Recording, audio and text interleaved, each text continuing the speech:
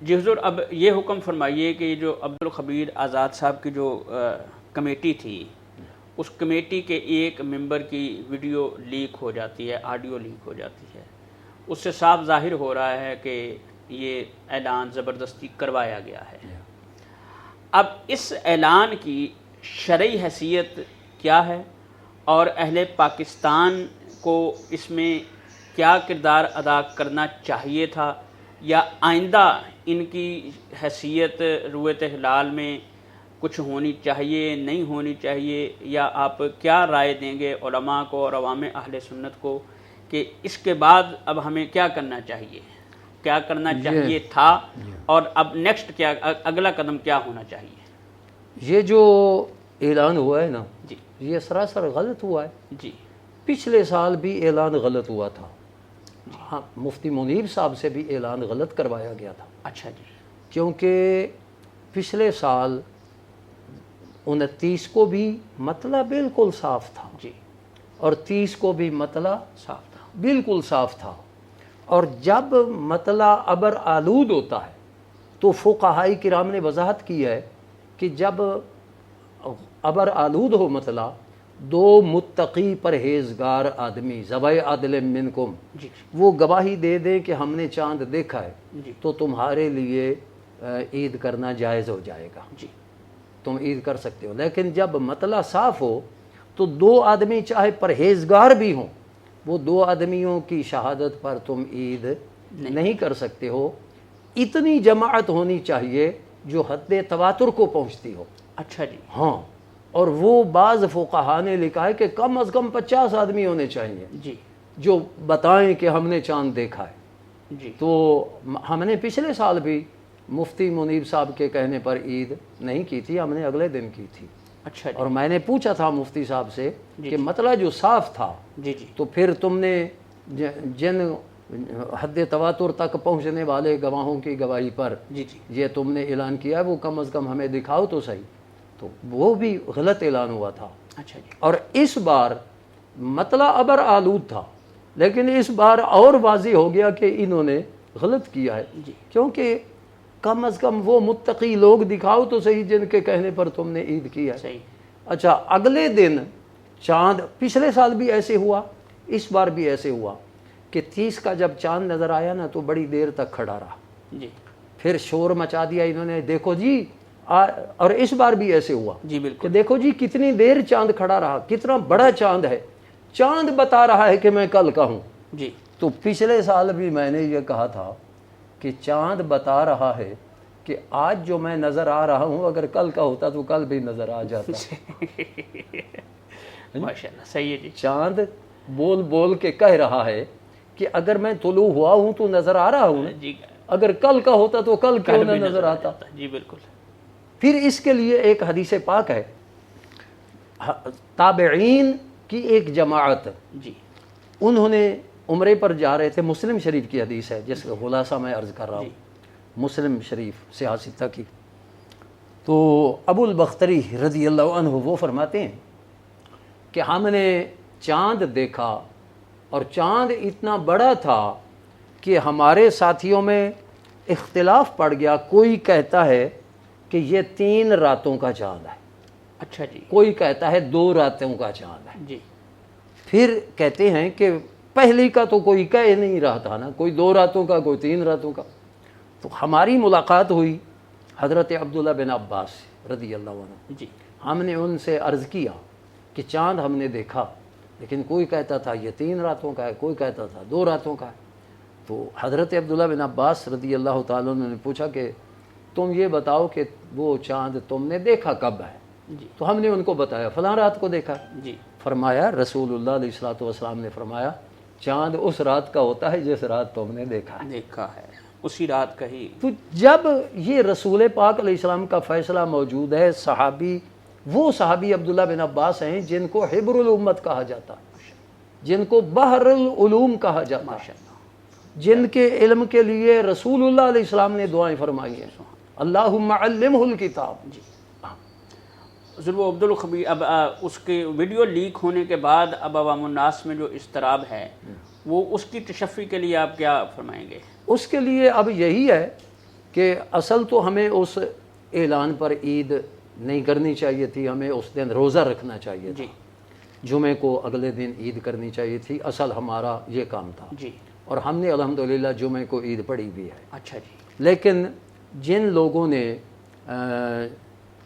لوگوں نے روزہ ایک چھوڑا ہے وہ روزہ بھی قضا کریں ایک، بلکہ میں تو کہوں گا کہ پچھلے سال کا بھی ایک روزہ قضا کریں اور اس سال کا بھی ایک روزہ قضا کریں، اور جنہوں نے اعتکاف چھوڑا ہے وہ ایک دن کا اس سال کا، ایک دن کا پچھلے سال کا اعتکاف، وہ بھی اس کی قضا کریں اور اللہ تعالیٰ سے معافی بھی مانگی جائے۔ حضور اب یہ حکم فرمائیے کہ اب تذبذب کا شکار ہیں عوام الناس، اب ایک طرف مفتی منیب صاحب کا فتویٰ ہے، اب اس کو بھی تھوڑا تشریح فرما دیں کہ کیا مفتی منیب صاحب کے فتوے کی شرعی حیثیت اب بھی وہی ہے جیسی کہ ان کی اس وقت تھی جب وہ رویت حلال کمیٹی کے چیئرمین تھے؟ ایک تو ہمیں یہ ارشاد فرما دیں، دوسرا کیا اگر اب عوام الناس صاحب ذرا وہ کوئی کسی کے ساتھ ہے کوئی کسی کے ساتھ ہے، کیا اس میں کوئی رعایت عوام کے لیے ہے کہ اب اگر کوئی روزہ نہ بھی رکھے تو کیا وہ عند اللہ گناہ گار ہوگا، یا وہ آپ کہہ لیں کہ شک کا فائدہ، یا اس کو اللہ رب العزت خار اپنی رحمت سے تو سب کچھ اللہ تعالیٰ تو معاف فرمانے والا ہے۔ جی بالکل، لیکن روزہ جو ہے اس کی شرعی حیثیت کیا ہے؟ شرعی حیثیت یہی ہے کہ اگر کوئی فرض اپنے وقت پر ادا کسی وجہ سے نہیں ہو سکتا تو اس کی قضا اسی طرح فرض ہوتی ہے۔ صحیح ہے، اس کی قضا فرض ہے، اگر کوئی نہیں کرے گا وہ فرض کا تارک ہے، معاف کرنے والا تو اللہ تعالیٰ ہے۔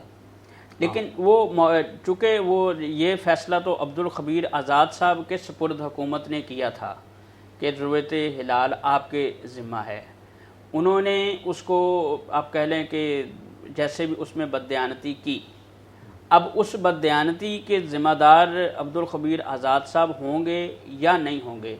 اگر تو ہم یہ لیتے ہیں کہ مفتی منیب صاحب کا فتویٰ لیتے ہیں تو پھر ان کے فتوے کی حیثیت کیا ہے؟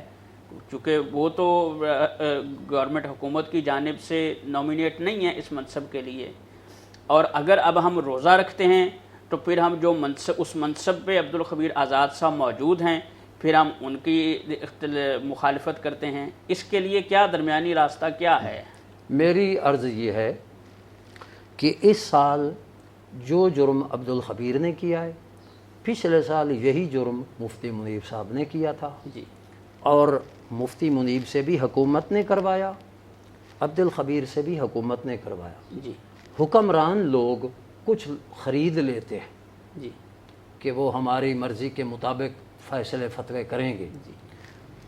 رمضان شریف میں مفتی صاحب نے یہ جرم کیا حکومت کے کہنے پر، اور جب قربانی کا موقع آیا تو پھر بھی پیشین گوئی فرمائی تھی وہ وزیر جو ہے فواد چودھری، تو اس کی جھاڑ کر دی مفتی صاحب نے۔ تو حکومت نے دیکھا کہ اب یہ بندہ جو ہے یہ ہمارے قابو سے نکل رہا ہے، تو اس کو ایک طرف کر دیا، تو ایک اور خرید لیا عبدالخبیر آزاد کی صورت میں، تو اس سے وہی کام لے لیا جو پہلے مفتی منیب صاحب سے لے چکے تھے۔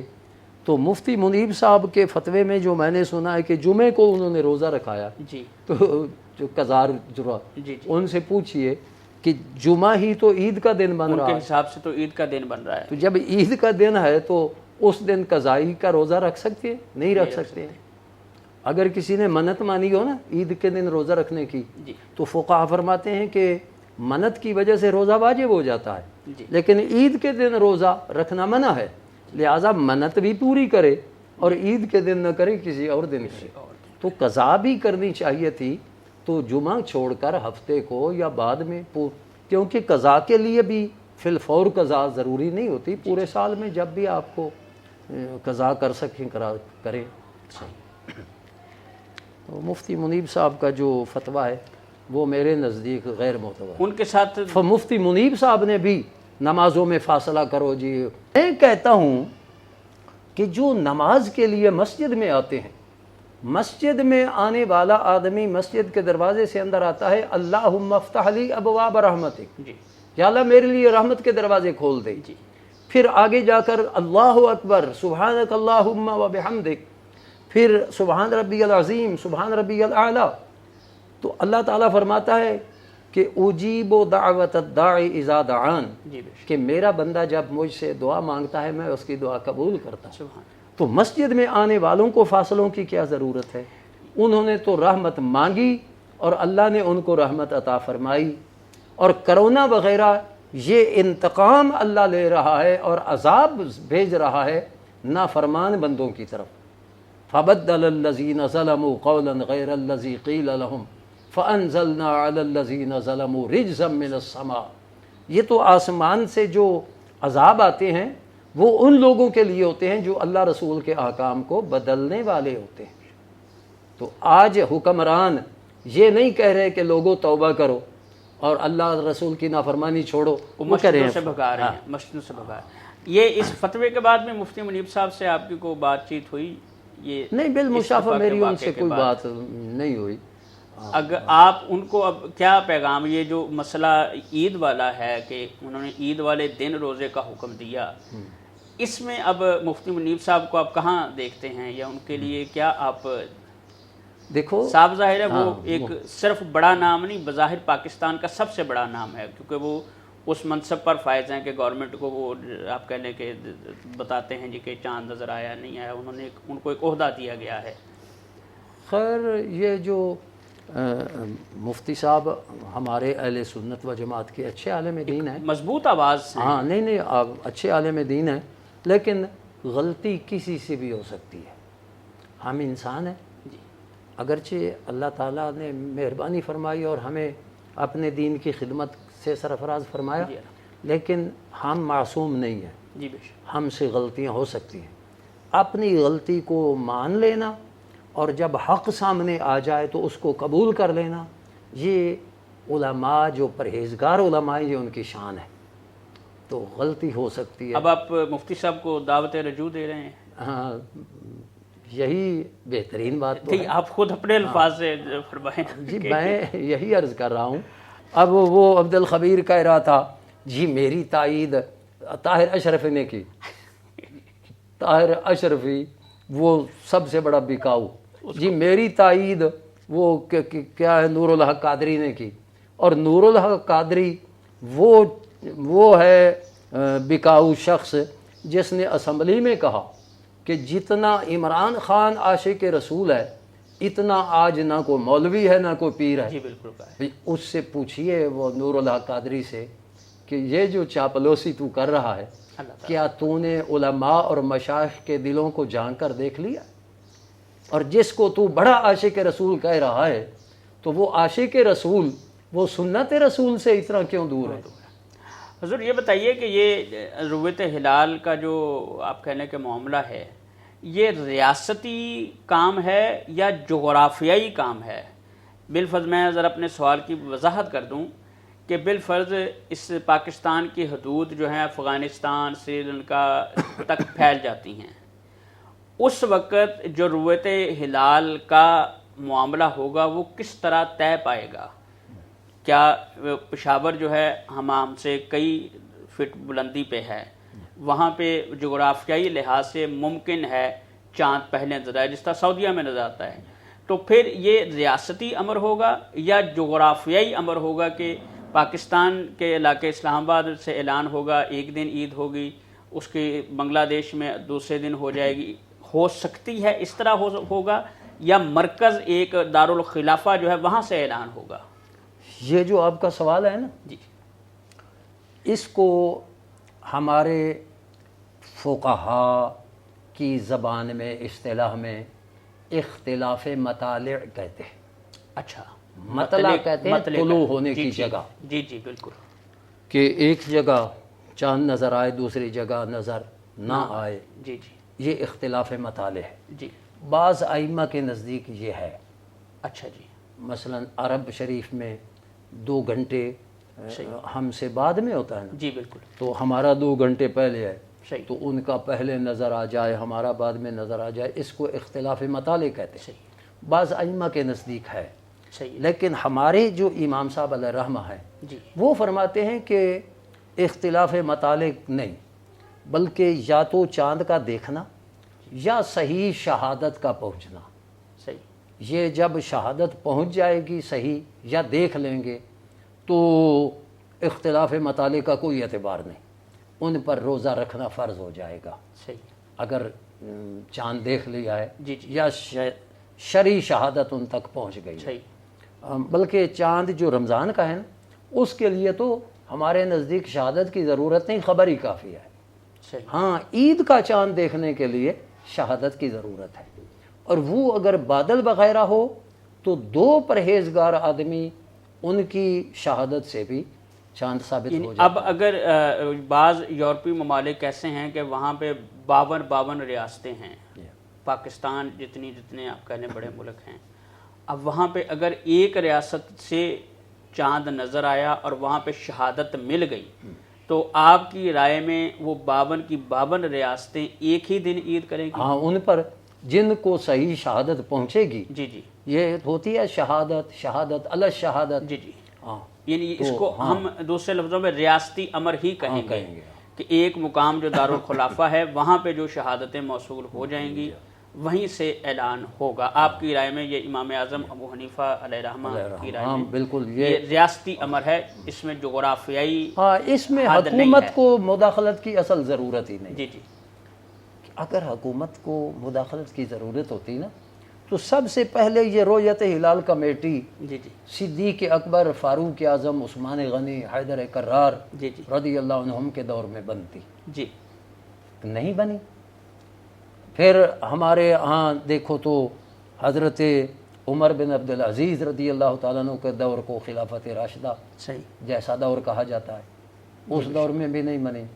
پھر اچھے سلاطین جی گزرے ہیں, عالمگیر علیہ رحمہ جنہوں نے اپنے دور کے علماء سے فتاوی عالمگیری جیسی ایک جی ماشاءاللہ کتاب, تو انہوں نے بھی نہیں لکھا کہ یہ رؤیت ہلال کمیٹی ہونی چاہیے اور وہ اعلان کرے اور ساروں کی عید ایک ہی دن ہو. اس میں اتفاق و اتحاد کو لانے کی ضرورت ہی نہیں. سوموا لرؤیتہ وافطروا. سعودیہ میں تو وہ کیلنڈر سسٹم چل رہا ہے, پاکستان میں رویت کا نظام چل رہا ہے. جو دیگر اسلامی ممالک ہیں آپ کے معلومات کے مطابق وہاں بھی کہیں رویت کا نظام ہے یا سبھی میں یہ سعودی حکومت کا ہی نظام چل رہا ہے؟ اصل مجھے ممالک کے جو ہے نا حالات جی جی ان کا اتنا معلومات نہیں ہے, لیکن بات یہ ہے کہ چاہے سعودی ہو, بلکہ میں تو سعودی عرب نہیں کہتا ہوں, حجاز مقدس ہے. جی ہاں, سعودی عرب یہ حجاز مقدس ہے, اور عرب اگر کسی شخصیت کے نام پر ہونا چاہیے تو پھر محمدی عرب کہنا چاہیے, پھر سعودی عرب نہیں کہنا چاہیے. وہ ہو یا پاکستان ہو یا کوئی ریاست ہو, جہاں حدیث کے مطابق عمل ہو رہا ہے وہ ٹھیک ہے, اور جہاں حدیث کے خلاف کام ہو رہا ہے وہ غلط ہے.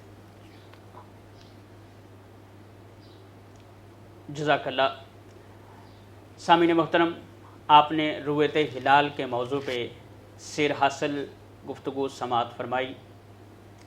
مجھے امید ہے کہ میرے سننے اور دیکھنے والوں کو آج کی گفتگو سے بہت فائدہ ہوا ہوگا, اور بہت سارے جو ان کے ذہن میں اختلافات تھے وہ یقیناً دور ہوئے ہوں گے. اللہ رب العزت سے دعا ہے کہ اللہ تبارک و تعالی مجھے اور آپ کو آئندہ بھی دین حق کی تلاش کرنے اور اس پر عمل پیرا ہونے کی توفیق عطا فرمائے. سفر حق یوٹیوب چینل کو سبسکرائب کیجئے, کمنٹ باکس میں اپنی آراء سے لازماً آگاہ کریں اور ہمیں بتائیں کہ آئندہ آپ کس شخصیت کی گفتگو سننا پسند کریں گے. انشاءاللہ سفر حق کی ٹیم آپ کا پیغام ان تک لازماً پہنچائے گی. انہی الفاظ کے ساتھ ہمیں اجازت دیجیے. السلام علیکم ورحمۃ اللہ وبرکاتہ.